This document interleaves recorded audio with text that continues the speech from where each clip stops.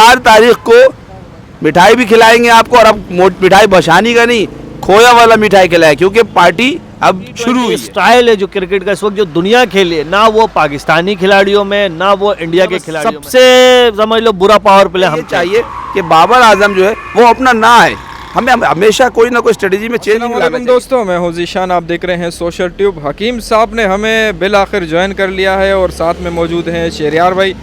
बात करेंगे जो है ना, एक दिन पहले हुआ जो मैच पाकिस्तान वर्सेस इंडिया, इसके बाद हांगकांग के साथ मैच है और काफ़ी पुरस्कार लोग कर रहे थे कि हकीम साहब कहाँ गए, तो बिल आखिर हमने हकीम साहब को बुला लिया। क्या कहेंगे हकीम साहब, एक दिन पहले जो मैच हुआ काफ़ी ज़बरदस्त मैच हुआ, आपने बात तो कर ली उस पर, लेकिन ओवरऑल आप क्या कहेंगे मैच पर आप? बिस्मिल्लाहिर्रहमानिर्रहीम, अस्सलाम वालेकुम तमाम व्यूअर्स।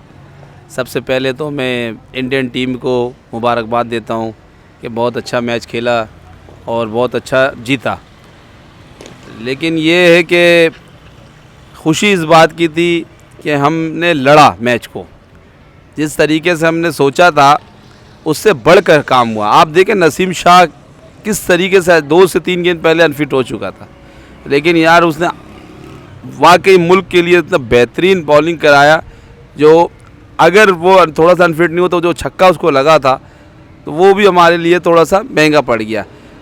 कुछ हारिस रऊफ़ के जो बॉलिंग में 3 चौके लग गए थे, तो एक में जहाँ के फील्डर से भी गलती हुआ, जिसके वजह से वो एक चौका भी हमें महंगा पड़ गया।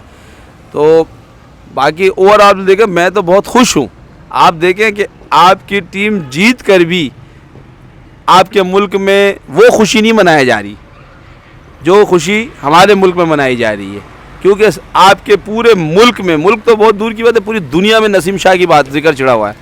सही है, तो नसीम शाह ने अपने परफॉर्मेंस दिखाया। उसके अलावा ये देखें कि हमारा क्या कसूर था पता नहीं, जबकि जडेजा भी अब दस्ताने मंगा रहा, पानी मंगा रहा, उसके वजह से स्लो ओवर रेट की वजह से बॉलिंग साइड में हमें मसला बन गया। वरना एक खिलाड़ी अगर हमारा दायरे के अंदर नहीं रहता, वो बाहर होता दायरे से, तो लाजमी वो कैच होना था, क्योंकि मैच तो बिल्कुल हमने फंसा दिया था। मैच आपके ग्रिप से निकला नहीं था। हम जिस तरीके से 10 विकेट से मैच जीते थे वो तो आपको नज़र ही नहीं आ रहा। आप भले पूरा 10 विकेट भी रखते हैं, हमने 19 ओवर 4 गेंद उतना ही हमने भी खेला था, ये तो नहीं था। लेकिन कहने का मकसद है कि अगर 10 से 12 रन और मज़ीद हमारे पास होते, या हमारे फील्डर 10 से 12 रन रोक लेते, जो आपने देखा नसीम शाह के, वो तो इंजरी की वजह से छक्का लगना ही था।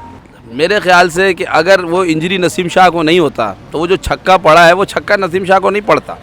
फिर दूसरी बात है, अनफॉर्चुनेटली कि उस दिन हमारा लक नहीं था, जो विराट कोहली का जो कैच ड्रॉप हुआ है, तो वो कैच में आप ये देखिए, आप लोग कह रहे हैं कि कोहली ने कुछ नहीं किया। कोहली ने 35 रन बनाया भाई। ये 35 रन को आप छोटा टी20 जो है एशिया कप 20 में ना, ये 20-30 रन भी बहुत होता है। आप देखिए अगर फ़खर जमान ने 10 रन बनाए थे तो प्रेशर आ गया था उनके ऊपर। तो कहने का मकसद है कि हम हार के भी जीत गए, क्योंकि चर्चा नसीम शाह की हो रही है, शाहनवाज दानी की हो रही है, मोहम्मद नवाज़ की हो रही है। नवाज़ ने आखिरी ओवर में स्पिनर को तो लोग छक्के मारते हैं, आपने देखा वो माइक हसीन ने सईद अजमल को मारा था, ने बोल्ड मारा है, वो भी जडेजा को, जो इन फॉर्म हो चुका था, आउट फॉर्म नहीं था, वो इन फॉर्म था। तो कहने का मकसद है हमें तो खुशी, हमने क्या क्या ग्राउंड में जब 2 टीम आती है तो एक को तो जीतना है। अब यह है कि जो शानदार परफॉर्मेंस देगी, लेकिन हमें खुशी इस बात की हुई कि हमारी जितनी भी टीम ने टीम एफर्ट दिया, हमारे सारे लड़कों ने एफर्ट दिखाया। जबकि शाहीन शाह अफरीदी और वसीम जूनियर का मैंने अपसेट हो गया था कि अगर ये 2 लड़के हमारे नहीं जाएंगे, हमारे बॉलिंग लाइन में बड़ा मसला आ जाएगा। लेकिन उस परवरदिगार का लाख लाख करोड़ों बार शुक्र अदा करता हूँ कि नसीम शाह और हारिस रऊफ़ और शाहनवाज धानी, यानी कि आप देखें ना, एक अनएक्सपीरियंस बॉलर, यंग लड़के थे, कैप मिला, आप नसीम शाह को कैप मिला है। वो लड़के ने ऊपर से बड़ा मैच था, जो बिग कहते हैं कि पूरी दुनिया के जो टीवी वाले हैं वो सब इसको कैच कर रहे होते हैं, पूरी दुनिया का तवज्जो मरकूज़ होता है इनके तरफ। तो उस 2 टाइम के हिसाब से आप देखें, यंग प्लेयर जिसे तजर्बा भी नहीं है, वो इतना अच्छा परफॉर्मेंस दे रहा, हमें तो खुशी है और हमारा तो दिल बाग बाग है। हम हारे नहीं हैं, हमने उस दिन भी कहा था कि हम हारे नहीं हैं, हम जीते। और इंशाअल्लाह ताला हम 4 तारीख को मिठाई भी खिलाएंगे आपको, और अब मिठाई बशानी का नहीं, खोया वाला मिठाई खिलाए, क्योंकि पार्टी अब शुरू हुई है। अस्सलाम वालेकुम वीवर्स। तो शाह होवे या नसीम शाह हो या शाहिन शाह हो, नहीं नसीम शाह तो वाकई बहुत अच्छा स्पेल किया, हमें बहुत खुशी हुई।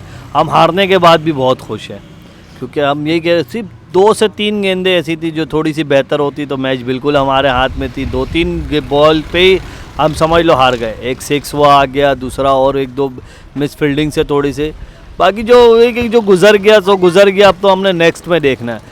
लेकिन अब फ्यूचर अभी भी इंडियन टीम और पाकिस्तान टीम पे ये बात हो रही है कि जितना ये टीम एक दूसरे के मैच में जितना जान लगाते हैं, जितना ये जान मारते हैं, लेकिन अभी तक अच्छी टीमों दूसरी टीमों के खिलाफ इनका वो दिखता नहीं है शो। जो T20 में आजकल दुनिया खेली, न्यूजीलैंड जो T20 स्टाइल में खेल लिए, ऑस्ट्रेलिया खेल लिए, इंग्लैंड खेल लिए, वो स्टाइल दोनों टीमों में अभी भी नहीं है।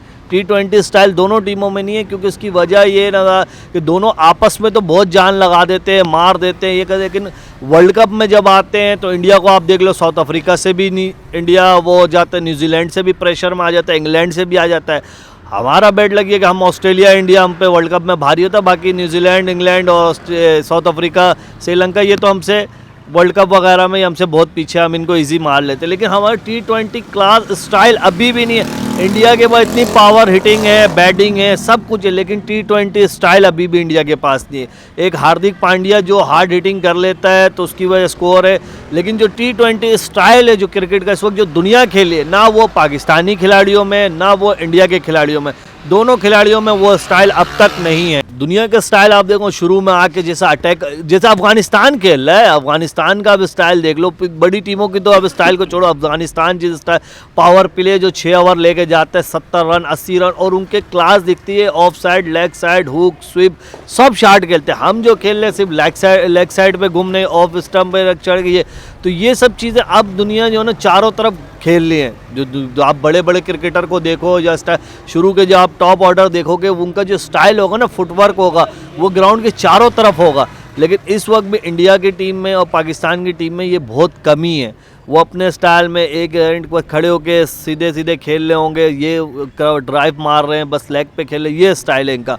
तो इससे दोनों टीमों के लिए फ्यूचर में आगे बहुत मुश्किल है। अभी जैसे वर्ल्ड कप आ रहा है, इसमें इनको दोनों को यही आप आपस में अच्छा खेल कर जितनी जान आप आपस में मारते हो, जो स्टाइल पर आप खेलते हो, उस स्टाइल पे लगता है तो आप दूसरी टीमों को तो वैसे ही मार दोगे बिल्कुल ईजी, क्योंकि जितना जान आप इन मैचों पे लगती है उसके मुताबिक तो आपके करीब कोई आना नहीं जाना। ऑस्ट्रेलिया आपके करीब आ सकता है ना इंग्लैंड, लेकिन उनके मैचों में जाके आप बिल्कुल जो ना वो जाते हो। पाकिस्तान का भी यही है कि ऑस्ट्रेलिया के साथ आपको जैसे हमारा नॉकआउट पड़ता है, ऑस्ट्रेलिया के साथ हम थोड़ा सा वो जाते हैं। इंडिया के साथ भी इशू है, वो कप में इंग्लैंड के साथ, न्यूजीलैंड के साथ, साउथ अफ्रीका के साथ भी उनका रिकॉर्ड ख़राब है। तो ये दोनों टीमों को अब इससे आगे निकलना है, इस चीज़ को सोचना है कि हमने आपस में तो खेलना है, ठीक है लड़ना, लेकिन अब हमें औरों को भी डिफिट देना है। अगर कब जीतना है, अगर यही एक मैच का ही अगर रिजल्ट रखना है तो ठीक है, एक मैच का आप जीतो एक हम जीते, इसी पे होगा। लेकिन कब जो है ना कोई तीसरा ही उठा कर लेकर जाएगा हमेशा। अभी हमारा नेक्स्ट हांगकांग के साथ जो है, मैं तो कहता हूँ देखो, अगर ये अब मिडल ऑर्डर में किसको चेंज किया, मिडल ऑर्डर में इतने कोई हमारे पास बैट्समैन है नहीं, बॉलिंग पे हमारे पास इशू है, तो मैं तो कहता हूँ हम इसी को खिलाएं, क्योंकि फिर हमारा नेक्स्ट में 2 दिन के बाद दोबारा इंडिया से पढ़ना है। तो अब आप जो प्रैक्टिस जो आप नेट प्रैक्टिस कर रहे थे वो आप हांगकांग के साथ प्रैक्टिस कर लो, उसके साथ अपना थोड़ा क्लास शो कर लो, थोड़ा रिदम में आ जाओ ताकि इंडिया के साथ वो आपका काम आए। मेरे हिसाब से बॉलिंग में आप चेंजिंग करो, बैटिंग में कोई चेंजिंग नहीं करो। तो हांगकांग के साथ आप इसी बैटिंग पे जाओ फुल अटैक के साथ, और दिखाओ कि अब हम हांगकांग के साथ खेल रहे हैं। तो हम कुछ जैसे दुनिया की टीमें थोड़ी कमज़ोर टीमों के साथ अटैक करती है, अपने क्लास शो करता है, पाकिस्तान को करना पड़ेगा। पावर प्ले में आप आओ तो पावर प्ले हम जैसा खेल रहे हैं, हम दुनिया में सबसे समझ लो बुरा पावर प्ले हम खेलते हैं, ठीक है। बॉलिंग में भी हमारी अच्छी जाती, लेकिन बैटिंग हमारी दुनिया में अब एवरेज ले लो, मेघालय जिम्बाब्वे से भी नीचे है बैटिंग एवरेज में पावर प्ले पे। तो इस चीज़ को आप देखना, देखो आप क्रिकेट का स्टाइल बहुत चेंज हो गया, आपको स्टाइल चेंज करना पड़ेगा।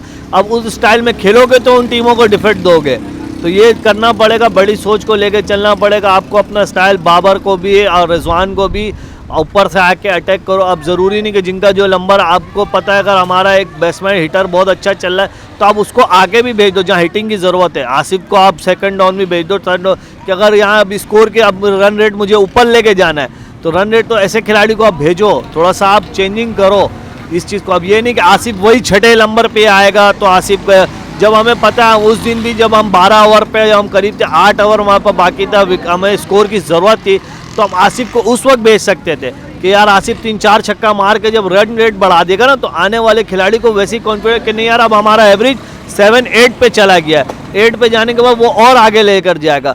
जब हम 6 पे ही चल रहे थे तो एवरेज 7 पे आना था ना। तो इन सब चीज़ों को एवरेज बाय एवरेज लेकर चलना पड़ेगा आपको, तब जाकर आप कुछ रिजल्ट दे पाओगे। अब दोनों टीमों देखा आप जिस स्टाइल में जो दोनों की बैटिंग है, बैटिंग तो दोनों के स्टाइल आपने देखा एक जैसे ही रही है, लेकिन जो उसमें डिफरेंट था वो पांड्या था। पांड्या बहुत संभल कर अपनी विकेट की अहमियत जान रहा था। पांड्या को पता था कि मैं एंड तक रहूँगा, आखिरी ओवर में अगर 15-20 रन भी चाहिए होगा तो मैं इतना उसके अंदर सलाहियत है, उसको पता है कि मैं कर सकता हूँ। तो यही होता है, ऐसी कॉन्फिडेंस हमारे खिलाड़ियों को भी चाहिए कि अपने अंदर आप कॉन्फिडेंस तो थोड़ा रुका। शुरू में पांड्या बहुत स्लो खेला, आप देख रहे थे वो अपनी कलाइयों को बस नीचे वो ऊपर शॉट 6 के चक्कर में या वो गैप ढूंढ रहा था 4 के लिए, वो कहीं भी पांड्या कहीं नहीं लगा, वो छक्का मारने पे जा रहा। पांड्या को आप शुरू में देखो जो आया पांड्या जब से खेला वो सिर्फ बाउंड्री की तरफ जाता है, चौके की तरफ जाता, छक्के पे नहीं जाता। यही रिजल्ट तक कि जो वो एंड तक खड़ा रहा। तो ये नेक्स्ट मैच में पाकिस्तान को भी इस चीज़ में सोचना चाहिए, और अपना हमारे जो बैट्समैन है उनको तो जब आपकी विकेटें ऐसी गिर रही हो तो आप थोड़ा सा आप इनिंग को लो, आप गैप ढूंढो, 4 लगाओ, सिंगल डबल करो। सिंगल डबल से भी जो ना बहुत फ़र्क पड़ता है। बॉलर का लाइन चेंज होता है, बॉलर देखता है यार मैं तो यहाँ कर रहा हूँ, ये चलो 6 नहीं मार रहा लेकिन स्कोर तो 4, चौका निकल जा रहा है, डबल निकल जा रहा है, रन तो चल रहा है। अब वो रन रोकने T20 में बॉलर की ज़्यादा वो होती है कि हम विकेटें गिराएं, विकेटें गिराएंगे प्रेशर गिरेगा, और इसी वजह से हम आए, विकेटें हमारी गिरी तो हमारे पे प्रेशर गिरा। अगर हम विकेटें नहीं गिरते, स्कोर लेके चल रहे होते तो हम 160-170 पे भी जा सकते थे। अब नेक्स्ट मैच में दोनों टीम यही करेंगी। जैसे पांड्या ने तो अपने आप को शो किया कि वो बहुत पुरसुकून और का खेला, अपनी विकेटों की अहमियत जानता था, वैसे अपने हर खिलाड़ी को, हमारे भी हर खिलाड़ी को अपनी अहमियत को जानना पड़ेगा। मेन डिफरेंस तो आप समझ ले पांड्या और जडेजा था, क्योंकि अगर वो दोनों जिस तरीके से टिक गए थे उसके वजह से, और हमारे से भी गलती हुआ था कि मोहम्मद नवाज़ और शादाब से ना लंबी ओवर करवा लिए थे। अगर उन ओवरों में हमने उनको सेट होने दिया, अगर हम सेट होने नहीं देते तो वो शायद अगर हम उस पर फास्ट लगा देते 1-2 ओवर शाहनवाज़ का या नसीम शाह का, तो शायद विकेटें उनकी मिल सकती थी। लेकिन हमने क्या किया कि मोहम्मद नवाज़ और ये शादाब को लगा के जिसको बैटिंग सेट करने दिया। लेकिन सबसे बड़ी बात है कि मोहम्मद रिजवान ने बहुत अच्छा परफॉर्मेंस दिया, लेकिन मैं उसको तारीफ़ इसलिए भी नहीं करूँगा कि देखो T20 खेल रहे हो आप कोई वनडे या टेस्ट नहीं खेल रहे हो। बाहर मुल्कों में भी जिस तरीके से लॉ होता है ना कि जो कोच को समझाना चाहिए कि देखो आप T20 में 18 बॉल से 50 रन होना चाहिए, 20 बॉल में 50 होना चाहिए। ये तो उस टाइम का क्या कहते हैं मैच था जब सनत जयसूर्या खेलता था श्रीलंका का, तो वो बनाता था 18-17 बॉल में 50-51 रन। आप अभी 2022 में भी आके आप बना रहे हैं 43 रन 42 बॉल में। ये तो आप वनडे वाले स्ट्राइक है। एक तो आप लोगों को ये समझ में मुझे नहीं आता, इंडियन टीम में हाथ पाँव भूल जाता, प्रेशर ले लेते हैं। आपको चाहिए सिंगल डबल पे भी तवज्जो दें, स्ट्राइक रोटेट करें, सबसे पहले गैप में शॉट मारें, ग्राउंड शॉट मारें। हम ज़्यादातर क्या कहते हैं हवा में शॉट मारते हैं और उस जगह शॉट मारते हैं जहाँ प्लेयर मौजूद होता है। दूसरी बात हमें ये चाहिए कि बाबर आजम जो है वो अपना ना है, हमें हमेशा कोई ना कोई स्ट्रेटजी में चेंजिंग लाना चाहिए। सबसे पहले हमें चाहिए था मोहम्मद रिजवान और फ़खर जमान, इन दोनों का क्या था, इन्हें हमें समझाना था, कोच को समझाना चाहिए था कि आपको फुल अटैकिंग पे जाना है। चाहे जो पावर प्ले के विकेट और 6 ओवर का जो मैच है उसमें भले हमारे 3 विकेट गिर जाए, लेकिन हमें 60 से 70 रन चाहिए।